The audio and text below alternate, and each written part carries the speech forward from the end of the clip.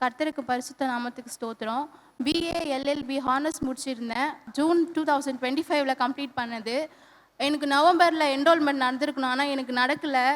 ரொம்ப நாள் வெயிட் பண்ணிட்டு இருந்து இங்கே வந்து லாஸ்ட் ஏப்ரல் மந்த் வந்து நான் ப்ரேயரில் நோட்டீஸ் போட்டு எழுதி போட்டதும் எனக்கு வந்து ப்ரேயர் பண்ணார் அங்கிள். ப்ரேயர் பண்ணதும் என்ரோல்மெண்ட் வந்து ஏப்ரல் 27 நடந்துட்டு 28 எனக்கு ஜாபும் கிடச்சிச்சு. நல்ல ஒரு அட்வொகேட் கிட்டே என்னை ஏசப்பா கொண்டு போய் வச்சார். மாம்பழத்தில் டி நகரில் எனக்கு நல்ல ஒரு ஆஃபீஸு, எனக்குன்னு தனி கேபின் கொடுத்து ஏசப்பா என்னை அலங்காரமாக வச்சுருக்கிறேன். ரொம்ப கர்த்தருக்கு நான் நன்றி சொல்கிறேன். 30 வயசு ஆகுது, வேலைக்கே நான் போகிறதுக்கு லாக்கி இல்லையோ, ஒரு வேலை எனக்கு அந்த ஆப்பர்ச்சுனிட்டி இல்லையே. நான் நிறைய பேர் வேலைக்கு போகிறவங்களை பார்த்து ஏங்கின காலம். நிறைய படிப்பு படிச்சிருக்கேன், ட்ரிபிள் டிகிரி முடிச்சிருக்கேன். இருந்தாலும் ஜாப் ஆப்பர்ச்சுனிட்டி எனக்கு ஸ்டாண்டர்டாக கிடைக்கல. ஆனால் இப்போ எனக்கு ஏசப்பா கொடுத்துக்கிற இந்த ஜாப் ஆப்பர்ச்சுனிட்டி எனக்கு ஸ்டாண்டர்டாக இருக்குது. எனக்குன்னு ஒரு கேபின், எனக்குன்னு ஒரு ஆஃபீஸு, எனக்கு கீழே வந்து லீகல் அட்வைசர், லீகலாக நான் போகிறதுக்கு எனக்கு ஏசப்பா தயவு செஞ்சுருக்காரு. கர்த்தருக்கு நன்றி, கொடான கொடி நன்றி. கர்த்தருடைய பரிசுத்த நாமத்துக்கு ஸ்தோத்திரம். கடந்த மே மாதம் 9ஆம் தேதி என்னோட பாட்டி இவங்களுக்கு வந்து ஒரு ஆக்சிடெண்ட் ஆகி ரொம்ப ஒரு ஜீவன் போகிற நிலைமையில இருந்தாங்க. எனக்கு தாய் தகப்பன் கிடையாது. எங்கள் பாட்டி தான் வந்து என் தம்பிங்களெல்லாம் பார்த்துக்கிறாங்க. ஸோ அப்போ ரொம்ப வேதனையாக இருந்தது. கரெக்டாக அந்த ஜூன் 9, 2025 அன்னைக்கு அங்கிள் வந்து ஒரு மங்கள வார்த்தையில் என்ன சொன்னாங்கன்னா, உங்களுக்கு எதிராக இருக்கிற அந்த ஆக்சிடென்ட் ஸ்பிரிட்டை நான் கேன்சல் பண்ணி ஜெபிக்கிறேன்னு சொன்னாங்க. அப்போ நான் ரொம்ப கண்ணீரோட ஏசப்பா அங்கிள் எனக்கு இந்த வார்த்தை சொல்கிறேன், ஆனால் இன்னைக்கு ஆக்சிடென்ட் ஆகிட்டு இப்படி இருக்காங்களே, ஆனாலும் நீங்கள் வந்து உங்கள் நாமத்தை மகிமைப்படுத்துறதுக்காக இதை பண்ணியிருக்கீங்க போல். நான் கண்டிப்பாக அவங்களுக்கு வந்து ஆரோக்கியமாக இருக்கும்போது நான் வந்து சாட்சி சொல்கிறேன்னு வேண்டினேன். ஏன்னா ரொம்ப நடக்கவே முடியாத ஒரு மோசமான ஒரு நிலைமையில் இருந்தாங்க. எனக்கு எப்படி சொல்கிறதுனே தெரில. ஏன்னா எங்களுக்கு வந்து எங்களுக்கு ஒரு பாதுகாக்கிற ஒரு இதுதான் எங்கள் பாட்டி தான் இருந்தாங்க. அவங்களுக்கு இப்படி ஆயிடுச்சு. நான் ரொம்ப வேதனையோடு இருந்தேன். என் 2வது பாப்பா வயிற்றில் 5 மந்த் இருந்தா. அப்போ ரொம்ப ஒரு டிப்ரெஷனான ஒரு ஸ்டேட். அப்போ ஒவ்வொரு நாளும் மங்கள வார்த்தை பார்க்குறது, அங்கிளோட ப்ரேயரை கேட்குறது, இந்த மாதிரி இதை கேட்டு கேட்டு கேட்டு என்னையே நான் வந்து தேற்றிக்கொண்டு இன்னைக்கு அவங்க ஜீவனோடு இன்னைக்கு நிற்கிறாங்கன்னா தேசப்போட கிருபை, அங்கிளோட பிரேயர். அதுக்காக கொடான கொடி ஸ்தோத்திரம்.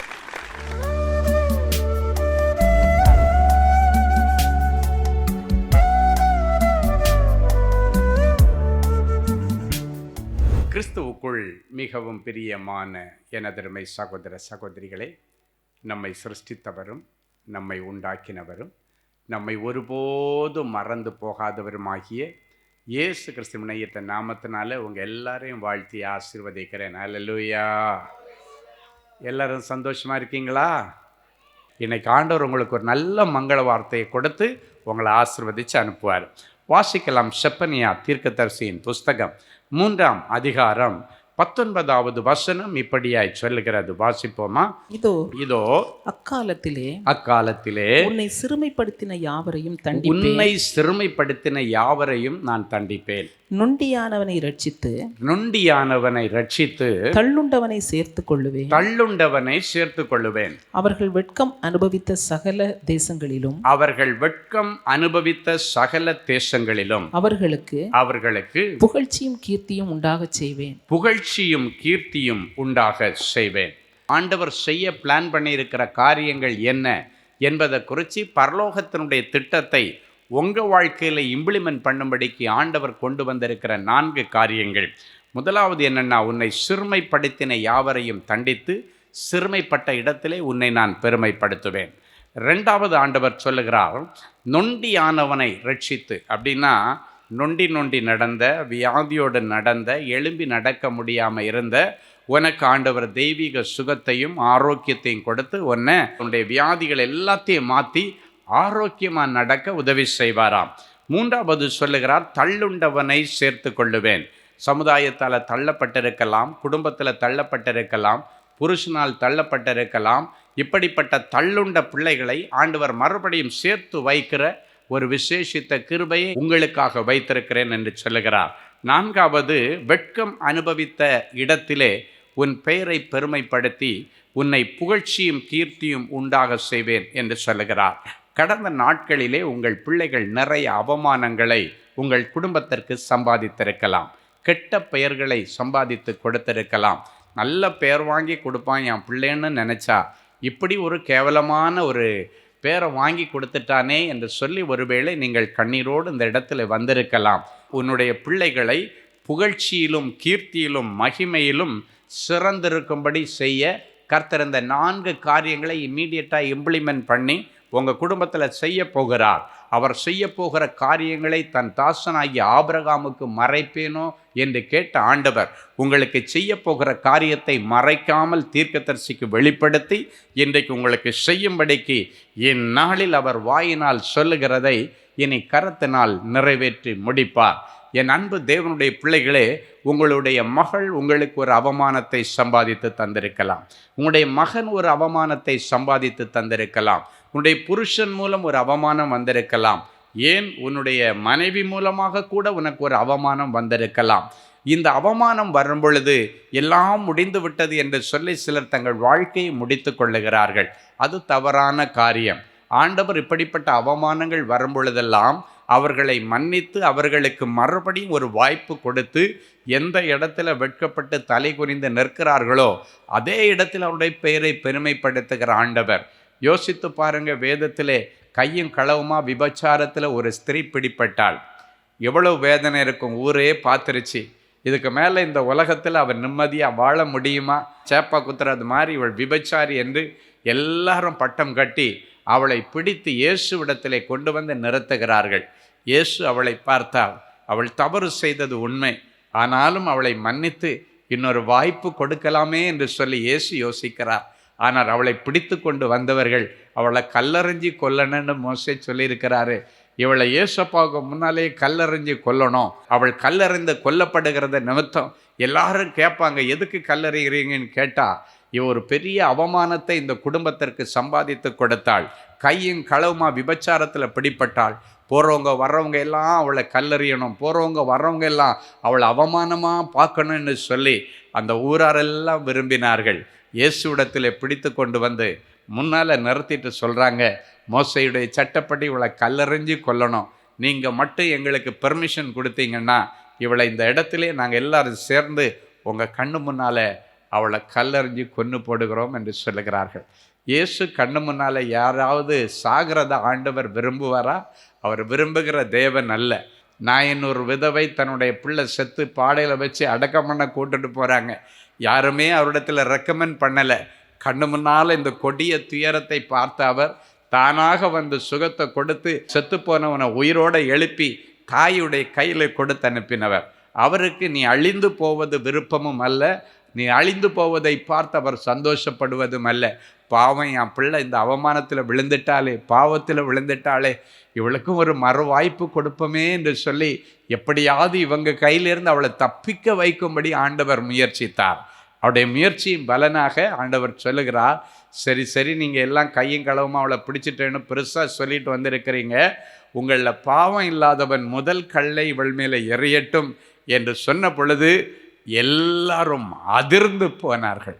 நம்ம பாஷையில் சொன்னால், உங்களை யாராவது யோக்கியம் ஒருத்தன் இருந்தீங்கன்னா நீ கல்லறிடா பார்க்கலாம் அப்படின்னு சொல்லி என்ன வார்த்தை சொன்னால் இவளை விட்டுட்டு போவாங்களோ அந்த வார்த்தையை இயேசு சொல்லி அவளை காப்பாற்றினார். எல்லாரும் கல்லை போட்டுட்டு அப்படியே அமைதியாய் போய்விட்டார்கள். கொஞ்ச நேரம் குனிந்து எழுதி கொண்டிருந்த இயேசு தலை நிமிர்ந்து பார்க்கும் பொழுது அவளிடத்தில் கேட்குறாரு, யாருமே உன்னை தீர்ப்பிடலையா? யாருமே உனக்கு கேடு பண்ணலையா?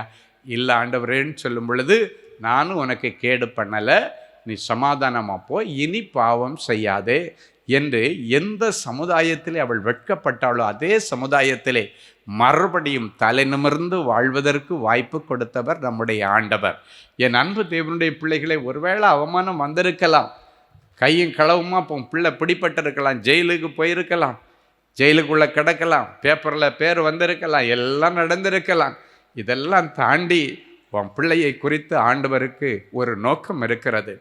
அவனுடைய வாழ்க்கையில் இன்னும் ஆண்டவர் செய்ய வேண்டிய திட்டங்கள் அநேகம் இருக்கிறது. ஜெயிலுக்கு போயிட்டான் அப்படின்றதுனால எல்லாம் முடிஞ்சு போச்சுன்னு தயவு செய்து நினைத்து விடாதீர்கள். ஜெயிலுக்கு போகிறவன் எல்லாம் பாவியும் கிடையாது, வெளியே இருக்கிறவன் எல்லாம் யோகியனும் கிடையாது. வழக்கு பாவம் செய்து வந்ததோ பாவம் செய்யாமல் வந்ததோ எனக்கு தெரியாது. எதுவாக இருந்தாலும் எல்லா வழக்குகளை எல்லாம் இன்னைக்கு ஆண்டவர் தள்ளுபடி பண்ணி உங்கள் பிள்ளைகளை மறுபடியும் வாழச் செய்வேன் என்று சொல்லுகிறார். அல்லேலூயா!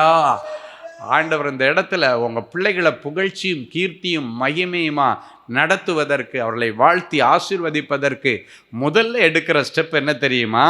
உன்னை சிறுமைப்படுத்தின யாவரையும் நான் கண்டிப்பேன் என்று சொல்லுகிறார். அப்படின்னா என்ன அர்த்தம்? யாரெல்லாம் உன்னை சிரமப்படுத்தினாங்களோ, யாரெல்லாம் உன்னை வேதனைப்படுத்தினாங்களோ, அற்பமாக நினைச்சாங்களோ, அவங்க முன்னால் உன் பேரை நான் பெருமைப்படுத்த போகிறேன்னு அர்த்தம். ஹல்லேலூயா. அவர்கள் முகங்கள் வெட்கி நாணும்படியாக உன்னை அந்த இடத்துல ஆண்டவர் தலை நிமிர்ந்து இருக்கும்படி செய்வார். ஒரு அருமையான வசனம் ஆதியாகமம் 41:52 இப்படியாய் சொல்லுகிறது. எடுத்து வாசிப்போமா? நான் சிறுமைப்பட்டிருந்த தேசத்தில் தேவன் என்னை பலுக பண்ணினார் என்று சொல்லி இளையவனுக்கு எப்ராயிம்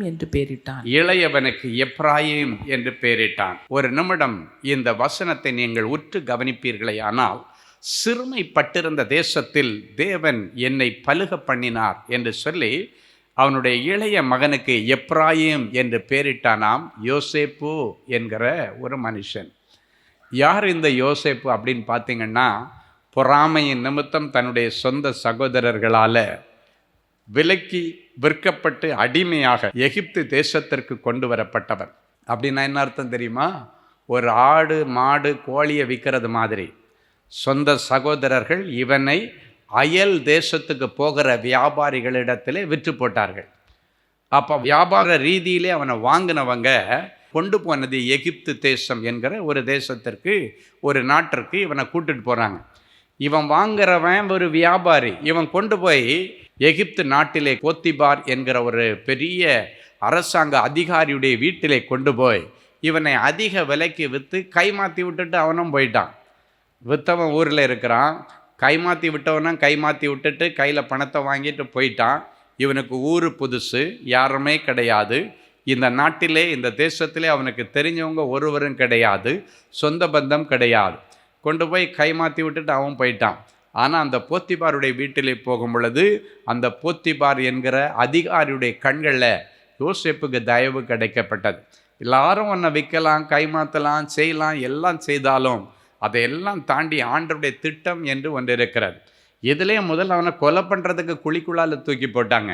ஆனால் ஆண்டவர் அவனை குழிக்குள்ளால் தூக்கி போட்டிருந்தா ஆண்டவர் அவனை குறித்து வைத்திருக்கிற திட்டங்கள், அவனை குறித்து பேசின காரியங்கள் நிறைவேறாமல் போயிடும். நிறைய பேர் சதி திட்டம் பண்ணி உன்னை அழிச்சிடலாம், கொல்லன்னு நினைப்பாங்க. ஆனால் அவங்களால் அதெல்லாம் இம்ப்ளிமெண்ட் பண்ண முடியாது. அவங்க அதுக்காக சில முயற்சி எடுப்பாங்க. ஆனால் அந்த முயற்சியை உங்களுக்கு நல்லதாக மாற்றி கொடுக்க ஆண்டவர் நம்ம கூட இருக்கிறார். குழியில் தூக்கி போட்ட உடனே இன்னொரு சகோதரன் சொல்லுகிறான், இவனை குழிக்குள்ளே போட்டு மண்ணோடு மண்ணாக மூடுனா இவன் செத்து போயிடுவான். அதுக்கு பதிலாக இவனை கைமாற்றி விலைக்கு விற்றுட்டேன்னா காசுக்கு காசுன்னு கிடைக்கும், அதனுடைய கதையை முடிஞ்சு போயிடும். அடுத்த நாட்டுக்கு இவனை நாடு கடத்தி விட்டுடலான்னு சொல்லி குழிக்குள்ளே போட்டவனை வெளியே தூக்கி விலைக்கு விற்றுட்டானுங்க. ஆனால் அங்கே போனால் போத்திபாருடைய வீட்டிலே அவனுக்கு நல்ல ஒரு ராஜ மரியாதை ஆண்டவர் கொடுத்தார். சிறிது காலம் அங்கே நல்ல சந்தோஷமாக அவனுடைய வாழ்க்கை நடந்தது. அவங்க முதலாளி அவனை நல்லா வச்சுருந்தார். ஆனால் அங்கே மறுபடியும் ஒரு சோதனை வருகிறது. போத்திபாருடைய மனைவி இவனை வலுக்கட்டாயமாக பாவத்திற்கு இழுக்க, அவன் பாவத்திற்கு உடன்படாமல் ஓடினபடியினாலே, அவன் தப்பு பண்ணாமலே இவன் தான் என்னை கையை பிடிச்சி இழுத்தான் பாவத்துக்குன்னு சொல்லி அவள் அப்படியே ஆக்ட் பண்ணிட்டான். என் அன்பு தேவனுடைய பிள்ளைகள், உங்கள் குடும்பத்தில் ஒருவேளை இப்படிப்பட்ட சம்பவங்கள், உங்கள் பிள்ளைங்க தப்பு பண்ணாமல் இருந்தும் தப்பு பண்ணினதாக ஜோடிக்கப்பட்ட காரியங்கள் எல்லாவற்றையும் ஆண்டவர் பார்த்து கொண்டிருக்கிறார். நீங்கள் நினைக்கலாம், நான் தப்பே பண்ணலையே, எனக்கு போய் இவ்வளோ பெரிய தண்டனை, என் பிள்ளை இந்த விஷயத்தில் தப்பே பண்ணலையே, என் பிள்ளைய பலிகடா ஆக்கிட்டாங்களே, என் பிள்ளையா பலிகடா ஆகின இவனுடைய விஷயத்தில் என்றெல்லாம் சொல்லி நீங்கள் யோசித்துட்டு வந்திருக்கலாம். இன்னைக்கு பார்த்தா அவன் பலிகடாவாக இருக்கலாம். ஒரு நாள் வரப்போகிறது, ஆண்டவர் அவனை அதே இடத்துல தூக்கி உயர்த்த போகிறார். ஹல்லேலூயா. அன்றைக்கு அப்படித்தான் போத்திபாருடைய மனைவியை திருப்பிக்கிட்டான். பாவத்துக்கு இழுத்தது அவன் முடியாதுன்னு சொல்லி வெளியே ஓடின உடனடியாக சத்தம் போட்டு கூப்பிட்டு எல்லாரையும் ஆட்களை வரவழைச்சிட்டு, என் புருஷன் வீட்டில் இல்லாத நேரம் பார்த்து இவன் என்னட்ட தப்பாக நடந்த முயற்சித்தான்னு சொல்லிட்டு அப்படியே பிளேட்டை மாற்றுறது மாதிரி பழியை இவன் பேரில் போட்டு, உள்ளே என்ன நடந்ததுன்னு யாருக்கும் தெரியாது. இன்னைக்கு பெண்கள் சொல்லுகிறது தான் ஜனங்கள் நம்புவார்கள். இல்லைன்னா இவ எதுக்கு சொல்ல போறா? சிலர் சொல்லுவாங்க நெருப்பு இல்லாமல் புகையுமான்னு. சில இடத்துல நெருப்பு இல்லாமல் கூட இன்னைக்கு புகைஞ்சி அதன் நிமித்தம் நீங்கள் பலிகடை ஆன நிலைமையில இருக்கலாம். அந்த பக்கத்தில் நீ போன ஒரே காரணத்துக்காக உன்னை பிடிச்சி ஜெயிலில் போட்டிருக்கலாம், உனக்கு அந்த தண்டனையை கொடுத்துருக்கலாம், சந்தேகம் என்கிற பெயரில் உன்னை பிடித்து கொண்டு போய் சித்திரவதை பண்ணியிருக்கலாம். ஆனாலும் நீங்கள் கவலைப்படாதீங்க, முடிவு பரியந்தம் உண்மையாக இருக்கணும். இவனை பிடிச்சி ஜெயிலில் போட்டாங்க. அவன் ஜெயிலுக்குள்ளே கிடக்கிறான். யோசித்து பாருங்க, சொந்த சகோதரர்களால் விற்கப்பட்டு ஊருக்கு வந்து சரி சாப்பாடு கிடைச்சா போதேன்னு அந்த வீட்டுக்குள்ளே இருக்கும் பொழுது அங்கும் ஒரு சோதனை வருது. அவன் செய்யாத தவற்றுக்கு அவனை ஜெயிலில் கொண்டு போட்டாங்க. அதோடு அவனுடைய வாழ்க்கை முடிஞ்சிருச்சா? அந்த தேசத்தில் அவன் சிறுமைப்படுத்தப்பட்ட இடம்தான் அது. அவனை எல்லாரும் அற்பமாய் நினைத்தார்கள். யோசித்து பாருங்க, எல்லாரும் என்ன சொல்லுவாங்க? சொந்த முதலாளியுடைய மனைவியை கையை பிடிச்சி இழுத்துட்டான், தப்பா நடக்க முயற்சித்தான், எவ்வளவு அவமானம். அவன் செய்யாத தவறு சிறுமை. எல்லாரும் அற்பமா பார்த்துருப்பாங்க. இவன் ஜெயிலுக்குள்ள போட்ட உடனே எல்லாரும் கேட்டிருப்பாங்க, எப்படிடா ஜெயிலுக்குள்ள வந்த? அப்போ அவன் சொல்லியிருப்பான், நான் தப்பே பண்ணலை, ஆனாலும் என்னுடைய முதலாளியுடைய மனைவி நான் தப்பாக நடந்துக்கிட்டதா பொய் கேஸு போட்டுட்டாங்க. பொய் கேஸுகள், இன்னைக்கு பொய் வழக்குகள் உங்கள் மேலே போட்டிருக்கிறது எல்லாம் நன்மையாய் மாறும் என்று ஆண்டவர் சொல்லுகிறார். பொய் வழக்குகள் அவன் சொன்னால் யாராவது நம்பியிருப்பாங்கன்னு நினைக்கிறீங்க? அது எப்படி ஒரு முதலாளி அம்மா ஒன்றும் இல்லாமல் சொல்லுவாங்க? ஒன்றும் இல்லைனாலே நீ ஏதாவது ட்ரை பண்ணியிருப்ப என்று சொல்லி எல்லாரும் அவனை அற்பமாய் நினைத்தார்கள். அவனுக்கு ஜாமீன் எடுக்க அங்கே யாரும் கிடையாது. ஜெயிலுக்குள்ளே கிடக்கிறான், அனாதையாக கிடக்கிறான். சொந்த அண்ணன் தம்பி அடுத்த தேசத்தில் இருக்கிறாங்க. இவனை ரொம்ப நேசித்த அப்பா அடுத்த தேசத்தில் இருக்கிறாங்க. அவங்க அப்பாட்ட போய் நாடகம் ஆடிட்டாங்க, அவங்க பிள்ளை செத்து போயிட்டான் அப்படின்னு சொல்லிட்டு அவன் போட்டிருந்த ஆடையில் மிருகங்களுடைய இரத்தத்தை காமிச்சு உங்கள் பிள்ளை செத்து போயிட்டான்னு சொல்லி அவங்க அப்பாவை நம்ப வச்சுட்டாங்க. அவங்க அப்பாவை பொறுத்த வரைக்கும் இவன் முடிஞ்சிச்சு இவனுடைய கதை. யோசேப்பு மரித்து போய்விட்டான், நான் ரொம்ப நேசித்த என் பிள்ளை செத்து போயிட்டான், மிருகங்கள் அவனை கடித்து சாப்பிட்டுருச்சு என்று சொல்லி அவனை பொறுத்த வரைக்கும் எல்லாம் முடிஞ்சு போச்சு. யார் அவனுக்கு ஜாமீன் கொடுப்பா? அந்த தேசத்தில் அவனுக்கு யாரை தெரியும்? ஆனால் ஒன்றே ஒன்று, அகில உலகத்திற்கும் ராஜாவாக இருக்கிற என் இயேசு அவருடைய பிள்ளை. அவன் ஆண்டவர் அவனுக்கு வாக்குறுதிகள் கொடுத்திருந்தார். அந்த வாக்குறுதிகள் நிறைவேற வேண்டிய காலங்கள் நிறைவேறி நேரம் வந்து விட்டது. ஜெயிலுக்குள்ளே கிடக்கிற யாரும் ஜாமீன் கொடுக்கல. ஆனால் ஆண்டவர் அவனை வெளியே கொண்டு வருவதற்கு ஒரு திட்டம் போட்டார். என்ன திட்டம் தெரியுமா? யாரை நினைச்சா இவனை ஸ்ட்ரைட்டாக வெளியே கொண்டு வர முடியுமோ அந்த ராஜாவுக்கு ஒரு சொப்பனத்தை கொடுக்கிறார். இயேசுநாதர் ஜாமீன் எடுக்க ஆளெல்லாம் அனுப்பலை. ஆண்டவர் அவனை சிறுமைப்பட்டிருந்த தேசத்தில் அவனை தூக்கி நிறுத்தணும்னு பிளான் பண்ணிட்டார். அப்போ ஆண்டவர் என்ன பண்ணார்? இந்த ராஜாவுக்கு, அந்த எகிப்தின் ராஜாவுக்கு, பார்வோனுக்கு ஒரு சொப்பனத்தை கொடுக்கிறார். அந்த சொப்பனத்தை பார்த்து அவன் கலங்கி போயிருக்கிறான். இதுக்கு என்ன விளக்குன்னு எனக்கு தெரியலையே. இந்த சொப்பனத்தை பார்த்து கலங்கி நிற்கிறான். பாருங்க, ஜெயிலில் கிடக்கிறவரை வெளியே எடுக்கிறதுக்கு ஆண்டவர் எப்படி மாஸ்டர் பிளான் பண்றார் பாருங்க. யாருமே இல்லை அந்த தேசத்தில் அவனை ஜாமீனில் எடுக்கிறதுக்கு. அவன் தப்பு பண்ணலைன்னு சொல்லிட்டு நிரூபிக்கிறதற்கு அவனுக்கு எந்த ஒரு சூழ்நிலையும் இல்லை. இந்த சூழ்நிலையில் இயேசு கிரியைகள் செய்ய ஆரம்பித்தார். அப்பொழுதுதான் என்ன நடந்தது? ராஜாவுக்கு சொப்பனம் பார்த்து கலங்கி நிற்கும் பொழுது அவனுடைய பானபாத்திரக்காரர் சொல்கிறான், நான் ஜெயிலில் இருக்கும் பொழுது செல்லில் என் கூட ஜெயிலில் ரூம்மேட்டாக இருந்தவன் ஒருத்தன், யோசேப்புன்னு ஒருத்தன் இருக்கிறான். அவன் வந்து ஒரு சொப்பனத்தை சொன்னால் கரெக்டாக பதில் சொல்லிடுறான், அதுக்கு விளக்கத்தை சொல்கிறான், அது அப்படியே பலிக்குது. ராஜாவே, இன்னைக்கு நான் உங்கள் அரண்மனையில் உங்களுக்கு இந்த பானபாத்திரக்காரனாய் நிற்கிறது கூட அவன் சொப்பனத்தில் எனக்கு வெளிப்படுத்தின ஒரு காரியம். அவன் ரொம்ப ஒரு கிருபையின் வரம் பெற்றவன் என்று சொல்லி ராஜாவிடத்தில் சொன்ன உடனே ராஜா போய் அவனுக்கு கோர்ட்டில் போய் அவனை எடுத்துகிட்டு வரணும் வெளியே ஜாமீனில். டைரெக்டாக கூட்டு வாங்கடான்ட்டார். ஜெயிலேருந்து ஸ்ட்ரைட்டாக ராஜாவுடைய அரண்மனைக்கு வருகிறான். யோசித்து பாருங்க, யாருமே அவனுக்கு உதவி செய்யலை. இயேசு அவனுக்கு உதவி செய்தார். அரண்மனைக்கு வந்த உடனே ராஜா சொல்கிறார், உன்னை பற்றி இவன் ஆஹோ ஓஹோன்னு சொல்கிறான் அப்படின்னு. அவன் சொல்கிறான், அப்படி அல்ல என் ஆண்டவனே, தேவன் அல்லவோ உங்களுக்கு மங்கள உத்தரவு கொடுக்கிறவர், நான் அல்ல, அங்கும் தன்னை தாழ்த்துகிறான். ஆண்டவருடைய கிருபையினால் அவன் அந்த ராஜாவுடைய அந்த கனவுக்கு, அந்த சொப்பனத்திற்கு அழகான விளக்கத்தை சொல்லி முடித்த உடனடியாக என்ன நடக்கிறது? ராஜா சொல்கிறாரு, அப்படின்னா இந்த எகிப்து தேசம் முழுவதற்கும் உன்னை அதிகாரியாய் மாற்றுகிறேன். வரப்போகிற பஞ்ச காலத்தில் பஞ்சம் இல்லாதபடிக்கு நீ ஞானமாய் சேர்க்க வேண்டிய தானியங்களை எல்லாம் சேர்த்துக்கொள் என்று சொல்லி நினச்சி பார்க்காத நேரத்தில் எகிப்து தேசத்திற்கு அதிகாரியாய் மாற்றுகிறார். நம்ம பாஷையில் சொன்னால் ஜனாதிபதியாக பதவி ஏற்கிறான். முந்தின நாள் ஜெயிலில் கிடக்கிறான். அனாதையாய் வந்தவன், குற்றம் சுமத்தப்படுத்தப்பட்டவன், சிறுமைப்படுத்தப்பட்டவன், அவனுடைய முதலாளியுடைய மனைவி சொன்னதை நம்பி ஜெயில் கைதியாக இருந்தது மாத்திரமல்ல, ஜெயில் தண்டனை அனுபவித்தவன். எந்த தேசத்திலே சிறுமைப்பட்டானோ, எந்த தேசத்திலே ஒன்றும் இல்லாமல் போனானோ, அதே தேசத்தில் ராஜா அவனை எகிப்து தேசம் முழுவதற்கும் அதிகாரியாய் மாற்றினாராம். அப்படின்னா எகிப்து தேசத்துக்கு பிரசிடெண்டே அவர் தான். ஹல்லேலூயா. ஆமாம். இப்போ பார்த்தீங்கன்னா அந்த தேசத்தில் அவனுக்கு திருப்பி அடுத்து சரி இவன் ஒரு பேச்சுலராக வாலிப வயசு வந்து இங்கே சேர்றான். 17 வயசில் ஆண்டவர் சொப்பனம் கொடுத்தாரு. இப்போ 30 வயசில் தான் ஆண்டவர் அந்த சொப்பனத்தினுடைய நிறைவேறுதல். கிட்டத்தட்ட அவனுக்கு இந்த காரியங்கள் நடக்கும்போது வயது 30. இப்போ 30 வயசானால் நம்ம எல்லாம் என்ன பண்ணோம், கல்யாணம் பண்ணி வைக்கணும் பிள்ளைக்குன்னு நினைப்போம். ஆனால் இந்த பட்டணத்தில் இவன் ஒரு அனாதை. இவன் என்ன தான் பெரிய தேசத்திற்கு அதிபதியாக இருந்தாலும் ஜனாதிபதியாக இருந்தாலும் இவன் குடும்பத்தில் உள்ளவங்க யாருமே இங்கே இல்லை. ஆனால் என்ன நடந்தது தெரியுமா? தான் சொல்கிறேன், நீ எந்த இடத்துல வெட்கப்படுகிறியோ அந்த இடத்துல கர்த்தர் உன் பெயரை பெருமைப்படுத்துவார். அல்லேலூயா. எங்கே சிறுமைப்படுத்தப்படுகிறாயோ அங்கே ஆண்டவர் உன்னை பெருமைப்படுத்துவார். அப்போ பாருங்க, அந்த ராஜாவே இவனுக்கு கல்யாணம் பண்ணி வைக்கிறான்.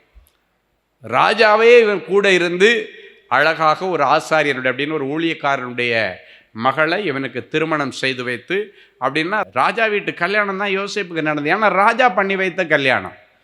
அவனுக்கு இங்கே யாரும் கிடையாது. பரலோக ராஜா இந்த ராஜாட்ட பேசினார்.